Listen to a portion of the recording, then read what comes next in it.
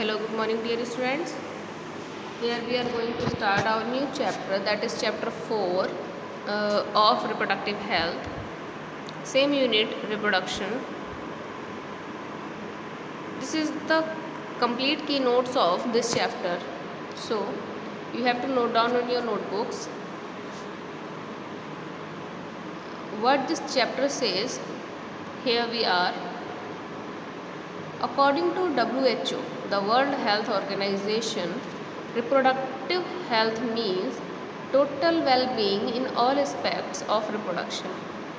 तो WHO के according reproductive health का मतलब ये होता है कि हम हर तरीके से रिप्रोडक्शन की प्रोसेस को सक्सेसफुल और गुड बना सकें. फॉर एग्ज़ाम्पल, किन किन के through? Physical, emotional, behavioural and social. ये सभी चीज़ें अगर परफेक्ट मैनर में रूल्स जो हैं वो फॉलो कर रहे हैं तो वो हमारे रिप्रोडक्टिव हेल्थ का एक मेन पार्ट हो सकता है. सो रिप्रोडक्टिव हेल्थ में क्या क्या चीज़ होती है, उनकी प्रॉब्लम्स एंड स्ट्रेटजीज़. क्या क्या स्ट्रेटजीज और प्रॉब्लम्स हैं? India was amongst the first countries in the world to initiate to the program family planning initiated in 1951. सबसे पहले जब फैमिली प्लानिंग का विस्तार शुरू हुआ था तो 1951 में इंडिया जो थी उसने इंडिया वो पहली कंट्री थी जिसने ये फैमिली प्लानिंग को अप्रोच किया था, अप्रिशिएट किया था और इस पर काम करने की प्रेरणा की थी. Now the next is reproductive health in a society forms a crucial part of general health. Reproductive health ने अपना एक वजूद बनाया है. कहने का मतलब है कि अपने एक वैल्यू को मतलब मेंटेन किया है जिससे कि सोसाइटी को एक अच्छा और बढ़िया जनरल हेल्थ की उसमें लिस्ट में काउंट अप किया जाता है. Now the next is improved program covering wider reproduction related areas are currently in operation under the popular name that is known as the RCH, reproductive and child health care. तो ये एक programmes, बहुत सारे programmes India में organise किए गए जिनके through health के रिप्रोडक्टिव हेल्थ को जो अच्छी हेल्थ है हमें प्रोवाइड की जा रही है रिप्रोडक्शन से रिलेटेड, तो वो सभी प्रोग्राम्स को वेल मैनर्ड में अप्लाई किया गया था जिससे कि वो जो हमारे रिप्रोडक्टिव हेल्थ है उसमें सुधार किया जा सके और उसको पॉपुलर किया जा सके ताकि हमारे यहाँ की जनरेशन जो है उसको बेनिफिट्स हो सकें. Now the next is health and education of young peoples and marriage and child bearing during more mature stages of life are important attributes to the reproductive health of the society. तो health और education का भी ये है कि young peoples को इससे related reproductive health से रिलेटेड उनको एजुकेट किया गया, उनको अच्छी बारे में बताया गया एंड उनकी मैरिज से रिलेटेड उनकी प्रोसीजर्स को बताया गया, चाइल्ड बियरिंग प्रोसीजर्स से रिलेटेड उनको बताया गया कि फैमिली प्लानिंग कितनी की करनी चाहिए, किस तरीके से करनी चाहिए. तो वो सारे स्टेजेस को इसमें क्या किया गया है, अच्छे से एक तरीके से एक्सप्लेन किया गया है जिससे कि रिप्रोडक्टिव हेल्थ में अच्छा एक एवोल्यूशन हो सके और उससे जो रिप्रोडक्टिव हेल्थ है उसको सुधारा जा सके हमारी सोसाइटी में. तो मेजर्स टेकन बाय गवर्नमेंट, जो गवर्नमेंट ने एक्शन लिए थे वो क्या क्या थे हम यहाँ पर देख सकते हैं. Through the help of audio visual and print media, इसमें एडवर्टीज़मेंट का बहुत ज़्यादा यूज़ किया गया जनता को जागरूक करने के लिए जिससे कि वो अपनी रिप्रोडक्टिव हेल्थ के बारे में जान सके. आपने देखा होगा फैमिली प्लानिंग से रिलेटेड बहुत सारे एडवर्टीज़मेंट दे रखे होते हैं और जो प्रोटेक्टिव मेथड्स हैं उनसे रिलेटेड बहुत सारी ऑडियो विजुअल और प्रिंटिंग मीडिया में दे रखे होते हैं कि इस तरीके से आप फैमिली प्लानिंग को कंट्रोल कर सकते हैं. और बहुत सारी चीज़ें एडवर्टीज़मेंट के थ्रू, ऑडियो के थ्रू, विजुअल के थ्रू तो वो प्रचार किया जाता है जिससे कि जनता जागरूक हो सके, हमारी सोसाइटी जो है वो एजुकेटेड हो सके. Even family members close relations are involve in the awareness, और उनको अवेयर किया जाता है, जागरूक किया जाता है ताकि वो फैमिली मेम्बर्स भी इस चीज़ से जागरूक हो सकें और ऊपर से जो क्लोज़ रिलेशंस हैं उनके वो अपने आप को जागरूक करें और अपने आस पड़ोसियों को भी जागरूक करें. अगर इसके बारे में आपको नॉलेज दी जाती है, तो किसी भी तरीके की रिप्रोडक्टिव हेल्थ से रिलेटेड नॉलेज है तो आप खुद भी इस चीज़ को अप्लाई करें और दूसरों तक भी इस न्यूज़ को पहुंचाएं, ताकि हमारे यहाँ की सोसाइटी अवेयर हो सके। Now the next is sex education was introduced in school to provide awareness. सबसे बेटर जो प्रोसीजर है वो सेक्स एजुकेशन को स्कूल रिलेटेड सिलेबस में रखना। आप लोग जो पढ़ रहे हैं क्लास 12th में, वो आपको ये चैप्टर इसमें क्यों इंक्लूड किया गया, ताकि आप लोग अवेयर हो सकें। और जब आप लोग अवेयर होंगे तो आपका फ्यूचर जो है, आप उसी अवेयरनेस को अप्लाई करेंगे और आपके जो फ्यूचर है उसमें आप इस चीज़ को इंक्लूड कर सकते हैं और अपने जो क्लोज़ रिलेशंस हैं उनको भी इंक्लूड कर सकते हैं, अपने फैमिली मेम्बर्स को भी। और इस तरीके से जो एजुकेशन का सेक्टर है रिप्रोडक्टिव हेल्थ से रिलेटेड, वो इंक्रीज़ होता चला जाता है और जो वेल एजुकेटेड एक तरीके से क्राइटेरिया फॉर्म होता है रिप्रोडक्टिव हेल्थ का, तो उसको अप्लाई करने में बहुत इजी हो जाता है। तो इसीलिए सेक्स एजुकेशन का जो ये चैप्टर है आप लोगों को पढ़ाया जाना, इसका आज से नहीं काफ़ी साल से ये चैप्टर लगा हुआ है, जिससे कि काफ़ी सुधार इंडियन जनरेशन में आ चुका है इस एजुकेशन से रिलेटेड, और उसने काफ़ी मैनर में अवेयरनेस जो है अप्लाई की है during the reproductive health. Okay, so now the next is proper information about reproductive organs.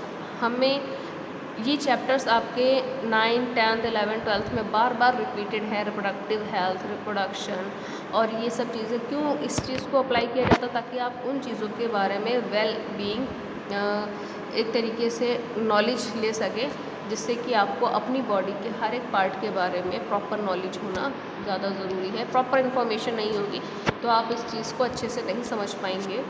एडोल्सन as को भी इसमें क्लैरिफाई किया गया है। रिलेटेड चेंजेस, उस प्यूबर्टी से रिलेटेड चेंजेस, जैसे कि मैंने बताया था आपको हार्मोनल चेंजेस का रहता है, प्रोजेस्टेरॉन और एस्ट्रोजन्स, ये सब चीज़ें during this stage, menstrual cycle, menstrual phase, ये सब आप प्रीवियस चैप्टर्स में पढ़ चुके हैं।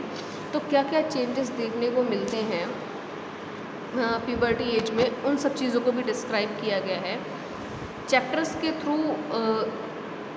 एक तरीके से जो सोशल नॉलेज होती है वो प्रॉपर नहीं हो सकती। एजुकेशन आप लोग इसको पढ़ रहे हैं तो इससे आपको प्रॉपर नॉलेज जो है वो मिल जाती है।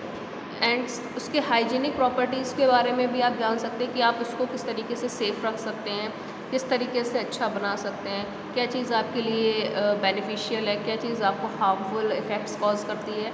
तो ये सब चीज़ आप उसको देख सकते हैं। देयर सेक्शुअल प्रैक्टिसेस की सेक्शुअल प्रैक्टिसेस के ड्यूरेशन में आपको क्या हाइजीनिक प्रॉपर्टीज़ को अप्लाई करना चाहिए।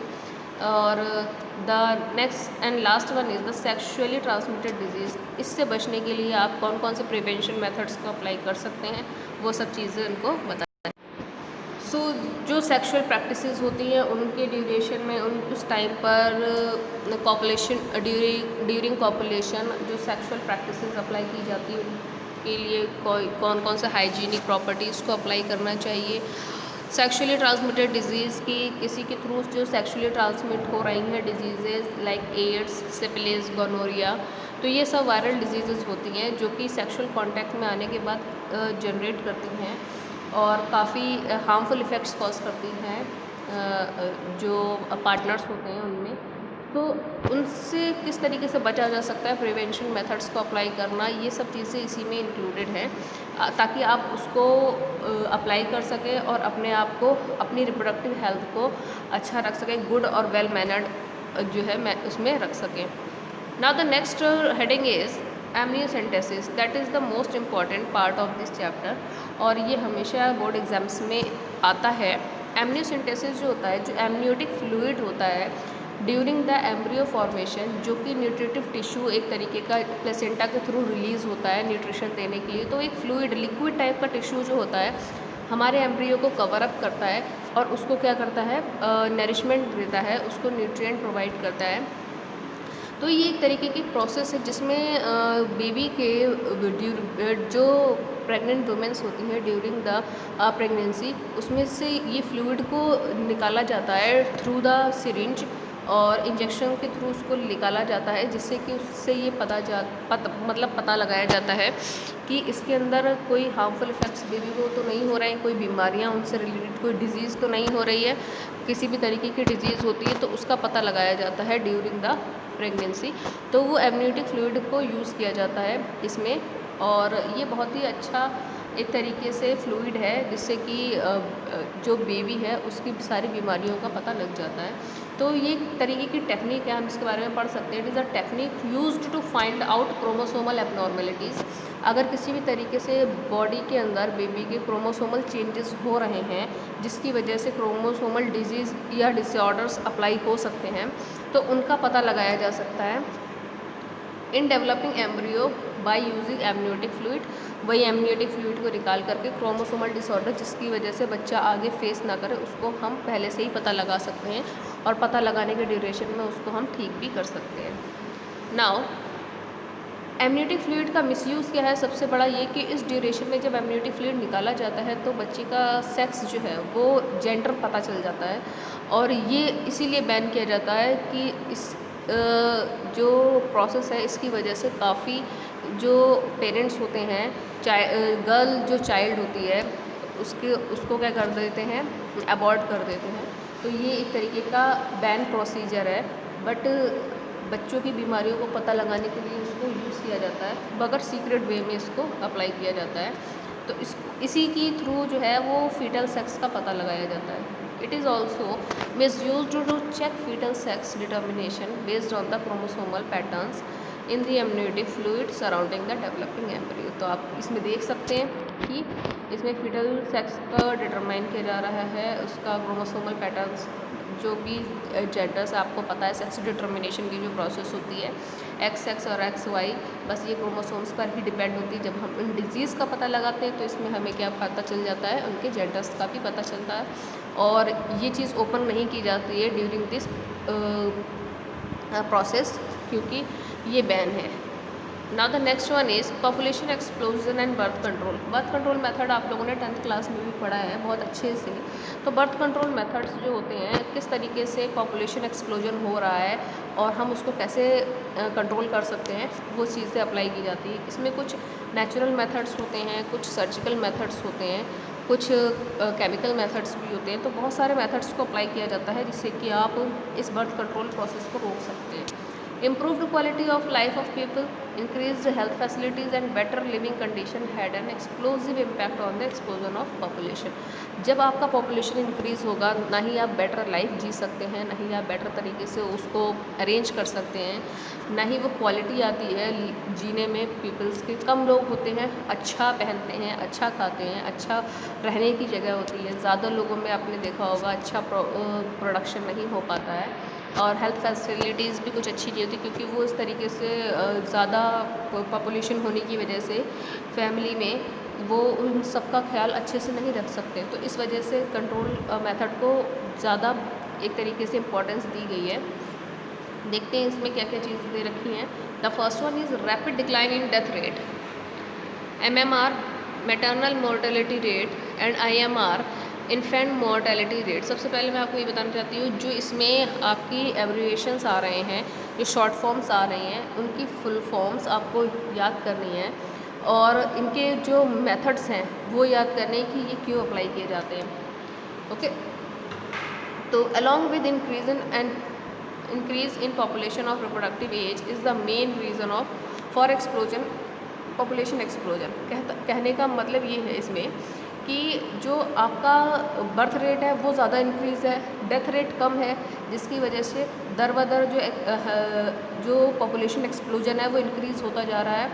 मरते कम लोग हैं, बर्थ ज़्यादा लेते हैं, इस वजह से रेट जो है वो ज़्यादा बर्थ रेट का होता है और डेथ रेट का कम होता है, और इसकी वजह से क्या हो जाता है, पॉपुलेशन एक्सप्लोजन के चांसेस बहुत ज़्यादा बढ़ जाते हैं। Now the next is step to overcome population explosion. किस तरीके से हम क्या क्या अप्लाई कर सकते हैं एक्सप्लोजन को, पॉपुलेशन एक्सप्लोजन को रोकने के लिए। यूजिंग वेरियस कॉन्ट्रासेप्टिव मेथड्स, ये कॉन्ट्रासेप्टिव पिल्स वगैरह आती हैं और इसमें प्रोटेक्टिव मेथड्स भी आते हैं, यूज़ किया जाता है जिससे कि आप अपनी सेफ्टी रख सकें during the population during the intercourse, जिससे कि फर्टिलाइजेशन की प्रोसेस को स्टॉप किया जा सके और बर्थ कंट्रोल मेथड को रोका जा सके। Next is educating peoples about the demerits of merits of large family. अब आप बड़ी फैमिलीज वाले बंदे को बताएंगे कि क्या क्या बेनिफिट्स हो सकते हैं, क्या क्या डिमेरिट्स हैं, इसमें क्या क्या नुकसान हो सकता है उनको। अगर ज़्यादा बड़ी फैमिली होगी तो उसका खर्चा ज़्यादा रहता है, और खर्चे जब ज़्यादा होता है तो अच्छी आप एजुकेशन भी नहीं दे सकते बच्चे को, अच्छे कपड़ों को भी नहीं दे सकते, और अच्छा मतलब कोई भी चीज़ अच्छी प्रोवाइड नहीं कर सकते। उनके रहने के लिए भी अच्छे नहीं, उनका खाने के लिए भी अच्छा नहीं, तो उनकी हेल्थ पर बहुत इफ़ेक्ट पड़ेगा, जिसकी वजह से बहुत सारी डिमेरिट्स कॉज होती हैं। वो चीज़ आप इन सब चीज़ों में बता सकते हैं, एजुकेट कर सकते हैं पीपल्स को जो मतलब अनएजुकेटेड है। Next is increasing the marriageable age of family and males. ये एक चीज़ का क्राइटेरिया डिसाइड करना चाहिए कि एक अच्छी एज पर जल्दी एक बाल विवाह को इसीलिए स्टॉप किया गया क्योंकि ये सबसे बड़ा कारण था पॉपुलेशन एक्सप्लोजन का।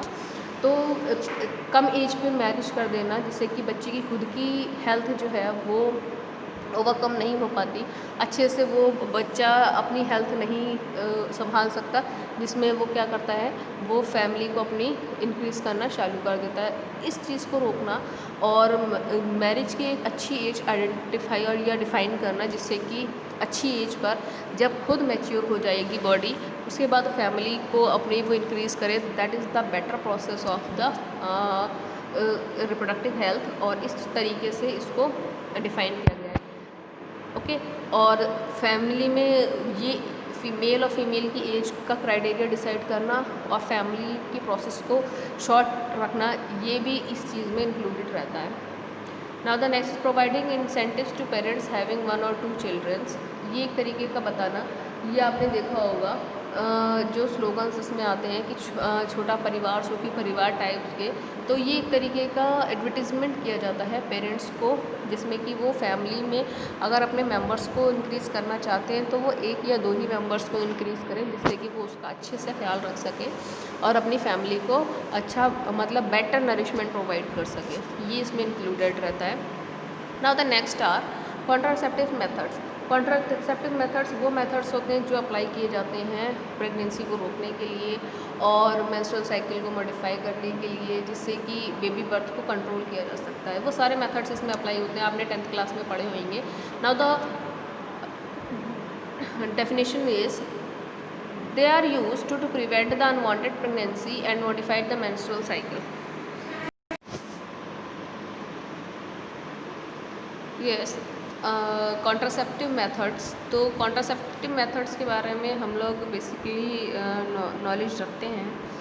तो इसमें क्या होता है, अनवांटेड प्रेगनेंसी को प्रिवेंट करने के लिए अप्लाई किए जाते हैं मेथड्स। इसमें बहुत सारे मेथड्स आते हैं, आपके नेचुरल मेथड्स हैं, आपके कैलेंडर मेथड्स हैं, आपके केमिकल मेथड्स हैं, सर्जिकल मेथड्स हैं, बहुत सारे मेथड्स इंक्लूडेड है। आप लोगों ने 10th क्लास में इसको प्रॉपरली पढ़ा होगा। An ideal contraceptive should be, ये क्वेश्चन बहुत आता है, आपका वैल्यू बेस्ड क्वेश्चंस में इंक्लूडेड है कि किस तरीके का कॉन्ट्रासेप्टिव होना चाहिए जो आपके हेल्थ को बेनिफिट पहुँचाए। यूज़र फ्रेंडली, आपकी बॉडी से मैच्ड करना चाहिए, इजीली अवेलेबल, आसानी से मिलने वाला होना चाहिए, इफ़ेक्टिव होना चाहिए, किसी भी तरीके की जो उसमें प्रिवेंशन मेथड्स हैं उसको अप्लाई करने वाला होना चाहिए, ना कि उसमें उसकी रूल्स को फॉलो ना कर रहा हो। रिवर्सिबल होना चाहिए, उसको मतलब एक तरीके से डिकम्पोज किया जा सके। नो साइड इफ़ेक्ट कॉज करने वाला नहीं होना चाहिए। एक आइडियल कॉन्ट्रासेप्टिव का मेन मोटिव यही रहता है कि उसका कोई भी साइड इफ़ेक्ट हमारी बॉडी पर ना हो। No way interferes with sexual desire and sexual contacts, किसी भी तरीके से जो सेक्सुअल कॉन्टैक्ट्स की जो डिज़ायर है उनको मतलब प्रॉपरली अप्लाई करने वाला होना चाहिए, ना कि उस पर बैड इफ़ेक्ट्स कॉज करता हो। Now the next is contraceptive methods could be divided into following categories. Contraceptive methods जो हैं उनको किन किन कैटेगरीज में डिवाइड किया जा सकता है, यहाँ पर आप देखेंगे। नंबर 1, नेचुरल और ट्रेडिशनल मेथड्स। नेचुरल मेथड्स के बारे में मैंने आपको बताया है कि इसमें मेंस्ट्रुअल साइकिल की प्रोसेस जो होती है उसको बहुत ही अच्छे से मेमोराइज़ किया जाता है। बैरियर मेथड्स, आपके बैरियर प्रोटेक्टिव मेथड्स, ये जो है प्रोटेक्टिव मेथड्स में कॉन्डम्स वगैरह हैं उनको यूज़ किया जाना। IUDs में इंट्रायूट्रिन डिवाइसेस जो होती हैं, कॉपर टी वगैरह, इनको अप्लाई करना। ओरल कंट्रासेप्टिव मेथड्स में केमिकल मेथड्स अप्लाई किया जाता है, इसमें पिल्स वगैरह ली जाती हैं। इंजेक्टेबल इंजेक्शंस के थ्रू काफ़ी टाइम तक प्रेगनेंसी को स्टॉप किया जा सकता है। इम्प्लांट प्रोसेस जो रहती है, इसमें इम्प्लांटेशन को स्टॉप करना। Now the last is surgical methods. इसमें वेसेक्टोमी और ट्यूबेक्टोमी आपका मेन इंपॉर्टेंट पोर्शन रहता है, जो कि आप लोग पढ़ चुके हैं अच्छे से। तो इसमें देख लीजिए, नेचुरल मेथड्स में क्या रहता है, work on the principle avoidance chances of ovum and sperm meeting. तो ड्यूरिंग मेंस्ट्रुअल प्रोसेस हमें अपना मेंस्ट्रुएशन का बहुत अच्छे से फीमेल बॉडी में ध्यान रखना चाहिए कि इस टाइम पर ओवम रिलीज़ होने की ड्यूरेशन में किसी भी तरीके का इंटरकोर्स नहीं करना चाहिए, जिससे कि स्पर्म और ओवम की मीटिंग हो और फर्टिलाइजेशन की प्रोसेस सक्सेसफुल हो सके। तो इसमें पहला है पीरियडिक एब्स्टेंस। तो इसमें the couples avoid coitus from day 10 to 17 of the menstrual cycle. इन दिनों में जो है क्वाइटस की या पॉपुलेशन प्रोसेस नहीं करनी चाहिए, जिससे कि फर्टिलाइजेशन की जो रेट होती है वो वेरी हाई रहती है। It is called the fertility period और fertile period. Now the next is the withdrawal और क्वाइटस इंटरप्टस में क्या रहता है, male partner withdraws penis from the vagina just before ejaculation to avoid insemination. इसमें releasing insemination को mating process के duration से ही पहले इसको अवॉइड कर देना चाहिए। Lactation amenorrhea, absence of menstruation after parturition and due to intense milk feeding and no ovulation in this period, chances of fertilization is nil। तो लैक्टेशन एमेनोरिया जो प्रोसेस होती है during the baby feeding process, तो इसमें कम chances रहते हैं fertilisation के। तो ये चीज़ इसमें रहती है लैक्टेशन एमेनोरिया में। इन बैरियर मेथड्स में आप अगर अप्लाई करते हैं तो कौन कौन सी चीज़ें रहती हैं, आप लोग इनके बारे में नॉलेजेबल होंगे। Condoms, male condoms, female condoms. So, diaphragm cervical caps valves are barrier made of rubber that is inserted into the female reproductive tract during coitus। तो ये अप्लाई किए जाते हैं फीमेल्स में। कॉन्डम्स का use by males, barrier method of rubber और latex sheet use to cover penis of vagina and cervix of female and also it prevents from the STDs। तो सबसे ज़्यादा अप्लाई इंटरकोर्स के ड्यूरेशन में STDs, sexually transmitted disease को रोकने के लिए इनका यूज़ किया जाना बहुत ही मस्त होता है, जिससे कि अगर फीमेल पार्टनर में या मेल पार्टनर में किसी भी तरीके की सेक्शुअली डिजीज़ जो है वो जर्मिनेट हो रही है, तो इस चीज़ का दूसरे पार्टनर पे कोई भी इफ़ेक्ट नहीं होता है, वेदर इट इज़ मेल और फीमेल। इस तरीके से इसको एक हाइजीनिक प्रॉपर्टीज़ में काउंट किया जाता है और प्रोटेक्शन के मेथड से ही इसको किया जाता है, जिससे कि एक की बीमारी दूसरे को ना लग सके।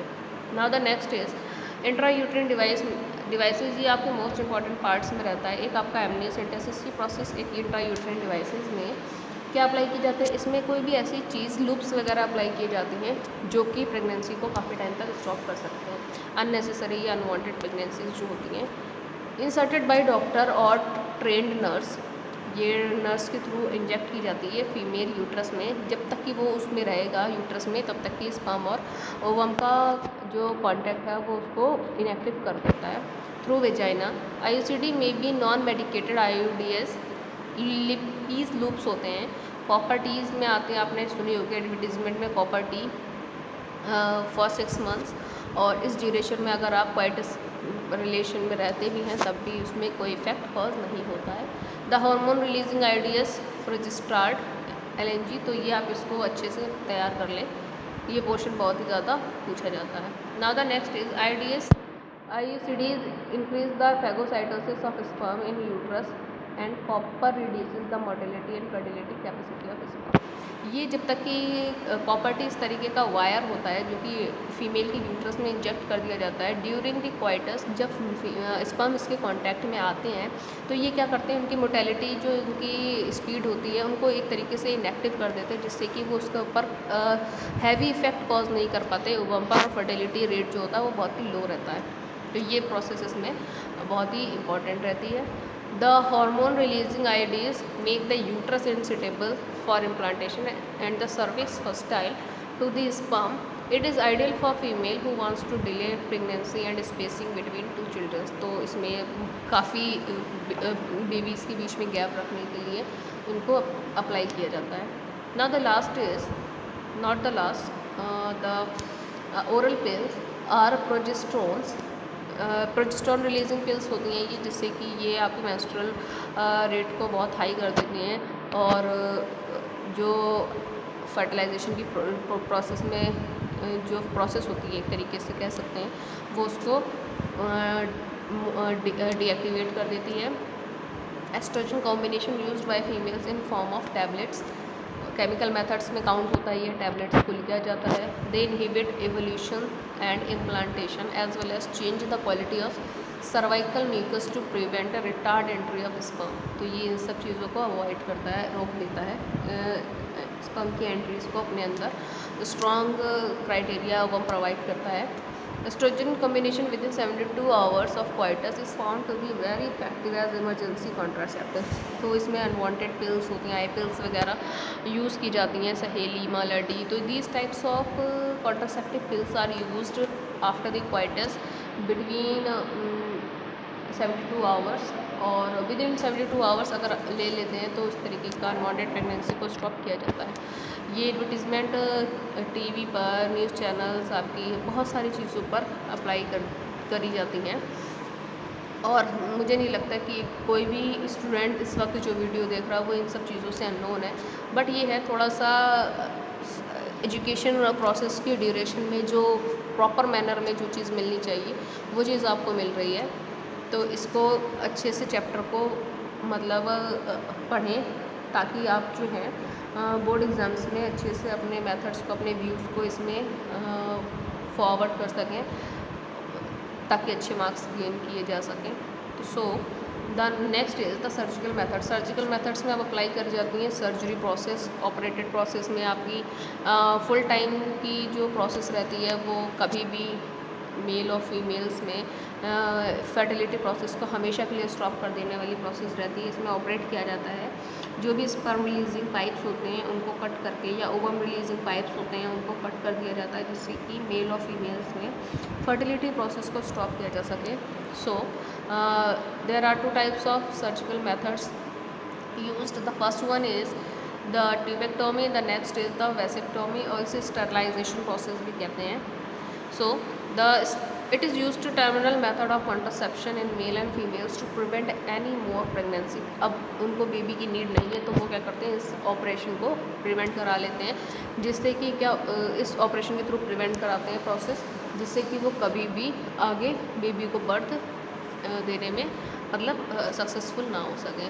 तो ये ट्यूबेक्टोमी प्रोसेस है, इसमें वासा डिफरेंशिया को टाइटली कट करके टाइट कर दिया जाता है, जिससे कि जो स्पर्म का मोशन होता है इसके थ्रू, स्क्रोटम के थ्रू रिलीज होकर के वो इसमें यूरेथ्रा में आते हैं। तो ये कॉन्टैक्ट को रोक देते हैं, वो यहाँ से स्पर्म जाने के बाद तुरंत वापस इसमें रिलीज अप हो जाते हैं। तो आप इसमें इजीली देख सकते हैं। नाउ द वेसेक्टोमी, वेसेक्टोमी में जो एग रिलीजिंग जो मीटिंग पॉइंट होता है स्पर्म और ओवा का, उसको कट करके ओविडक्ट को, फैलोपियन ट्यूब्स को टाइटली कट करके बाइंड अप कर दिया जाता है, जिससे कि एग्स जो हैं वो रिलीज़ होकर के तो आते हैं, बट स्पर्म जो है यहाँ से जाने के बाद इससे कांटेक्ट में नहीं आ पाते, जिससे कि फर्टिलाइजेशन प्रोसेस जो है वो स्टॉप हो जाती है और प्रेगनेंसी को रोका जा सकता है। सो वेसेक्टोमी एंड ट्यूबेक्टोमी किस में होती है ये चीज़ देखनी है।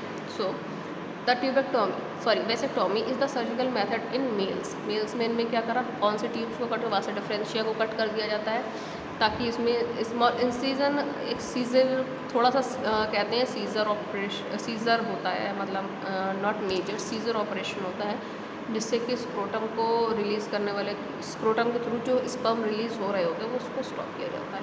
Now the next is tubectomy. Tubectomy is also one type of surgical method in females in which small part of fallopian tubes is removed surgically. इसमें जो पोर्शन रहता है इस fallopian ट्यूब का कट कर दिया जाता है, थोड़ा सा पोर्शन, जिससे कि वो मीटिंग प्रोसेस को सक्सेसफुल ना बनाए।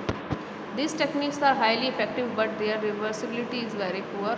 इसमें चांसेस कम रहते हैं, कभी कभी ऐसा होता है सेल डिवीजन के मेथड्स के थ्रू इनमें मीटिंग हो जाती है और ये पॉसिबल नहीं हो पाते हैं और इफ़ेक्टिव नहीं होता है और प्रेगनेंसी कॉज हो सकती है। तो ये 100% श्योरिटी वाली चीज़ें नहीं है।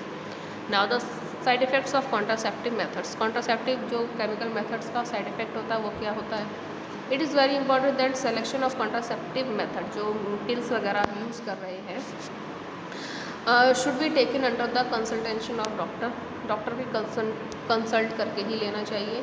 दे have ill effect like nausea, abdominal pain, breakthrough bleeding, irregular menstrual bleeding and even breast cancer. तो ये इसमें क्या होता है, एक तरीके के केमिकल हैवीनेस की वजह से ये बहुत सारी चीज़ों को कॉज कर सकते हैं। हार्मोनल डिसबैलेंस होने के थ्रू आप बहुत सारी डिजीज़ से सफ़र कर सकते हैं। तो इस चीज़ की नॉलेज आप लोगों को अच्छे से होनी चाहिए ताकि आप आगे भी इन सब चीज़ों के थ्रू लोगों को एजुकेट कर सकें। Now the next is medical termination of pregnancy. अब इसमें एमटीपी की जो प्रोसेस होती है वो बहुत ज़्यादा हैवी होती हैं और इसमें इंपॉर्टेंट पोर्शन में इसको इंक्लूडेड किया जाता है। एमटीपी से क्या रहता है, voluntary termination of pregnancy before full term is called MTP, medical termination of pregnancy. और इसमें मेन नेम से आप इसको जानते होंगे, अबॉर्शन। अबॉर्शन में क्या होता है, जो एम्ब्रियो है वो डिस्ट्रैक्ट किया जाता है फीमेल यूट्रस से और प्रेगनेंसी को स्टॉप किया जाता है। It plays important role in decreasing population by aborting unwanted pregnancy. Abort कर दिया जाता है, एम्ब्रियो को निकाल करके यूट्रस से सेपरेट कर दिया जाता है, जिससे कि क्या होता है, प्रेगनेंसी को स्टॉप करने में एक तरीके से सक्सेस मिलती है। इंडिया में एमटीपी इज़ लीगल कर दिया गया है, इनलीगल नहीं है, क्योंकि पॉपुलेशन कंट्रोल करने का ये बेस्ट मेथड है। जब काफ़ी टाइम ऐसा हो जाता है जब फीमेल्स में प्रेगनेंसी डिक्लेरेशन की रेट बहुत ज़्यादा कम हो जाता है और उनको नहीं पता चल पाता है, but there embryo formation got started in 2 और 3 वीक्स। तो इसमें क्या रहता है, 1971 में इसको लीगल कर दिया गया, जिससे कि कभी भी कोई भी फीमेल जो अनवांटेड प्रेगनेंसी से सफ़र कर रही है वो उसको स्टॉप कर सके। Such as indiscriminate and illegal female foeticides. और इसमें इस मेथड को ज़्यादातर एमनिसेंटिसिस से रिलेट किया जाता है, क्योंकि उस ड्यूरेशन में जेंडर, बच्चे का फीटिसाइड जेंडर पता चल जाना और उसमें फ़ीमेल बर्थ चाइल्ड की ड्यूरेशन को स्टॉप करने का, बहुत सारे पेरेंट्स नहीं चाहते हैं कि उनको फीमेल बेबी हो, तो वो उनको स्टॉप करने के लिए भी इस मेथड को अप्लाई करते हैं। तो इसीलिए इस पर बैन लगाया गया था। But it is now to stop unwanted pregnancy. सारा लीगल प्रोसेस रहती है इसमें, रिटन प्रोसेस, तो इस वजह से इसमें परमिशन इसको मिल जाती है। MTP is used to get rid of unwanted pregnancy due to unprotected intercourse or failure of contraceptive use during coitus or rapes। तो इसमें इन चीज़ों का अप्लाई किया जाता है रेप्स की ड्यूरेशन में, और कॉन्ट्रासेप्टिव अच्छे से काम नहीं कर रही है तो उस ड्यूरेशन में भी यूज़ किया जा सकता है। और जो आपने मेथड्स अप्लाई करे वो आपके ऊपर पॉसिबिलिटीज़ नहीं शो कर पाए हैं, उन ड्यूरेशन में भी इसमें यूज़ किया जाता है। When pregnancy continuation could be harmful or even fatal or to mother or fetus। और अगर जो फीटस फॉर्मेशन स्टार्ट हो जाता है तो it is very harmful to the female body, इसको सेपरेट अप करना। और अब मेडिकल टर्मिनेशन प्रेगनेंसी में भी ये पॉसिबल नहीं हो पाता है। फिर MTP are considered relatively safe during first trimesters और up to 12 weeks of pregnancy. अगर आप ये इस प्रोसेस को अप्लाई करना चाहते हैं तो 12 वीक्स का टाइम जो होता है 3 मंथ्स की ड्यूरेशन में आप इसको अप्लाई कर सकते हैं, otherwise you have to face the pregnancy well. और ये अगर उसके बाद अगर अप्लाई कर रहे हैं तो बहुत रिस्की रहता है। Now the last is the sexually transmitted disease, the very important portion of this chapter. ये जो चैप्टर में जितनी भी सारी चीज़ें आपने पढ़ी हैं, एमनिसेंटिसिस और मेथड्स हैं आपके प्रिवेंशन मेथड्स, गवर्नमेंट के जो रूल्स हैं वो गवर्नमेंट ने क्या फेस किया, इंडिया में कब ये चीज़ें अप्लाई की गई हैं, सेक्शुअली ट्रांसमिटेड डिजीज़ का क्या रोल रहता है, तो ये सारी चीज़ें फेलियर ऑफ कॉन्ट्रासेप्टिव मेथड्स बहुत ही इंपॉर्टेंट पोर्शंस में आ रहा है आपके। और ये मुझे इतना मैं कह सकती हूँ, ये समझ लीजिए ये पिछले जो 4-5 साल से है वो रिप्रोडक्शन के पोर्शन में से सबसे ज़्यादा जो हैवी पोर्शन वो रहता है वो रिप्रोडक्टिव हेल्थ का ही रहता है। इसी से रिलेटेड चीज़ों को आपको बार बार कंटिन्यूसली जो है वो रिपीट किया जाता है क्वेश्चंस। ये रिप्रोडक्टिव हेल्थ के जो प्रोग्राम्स हैं उनको कौन कौन से अप्लाई किए गए हैं, नेचुरल मेथड्स कौन से होते हैं, आपकी कॉन्ट्रासेप्टिव मेथड्स कौन से होते हैं, तो ये सब चीज़ें बहुत अच्छे से पूछी गई। Now the last is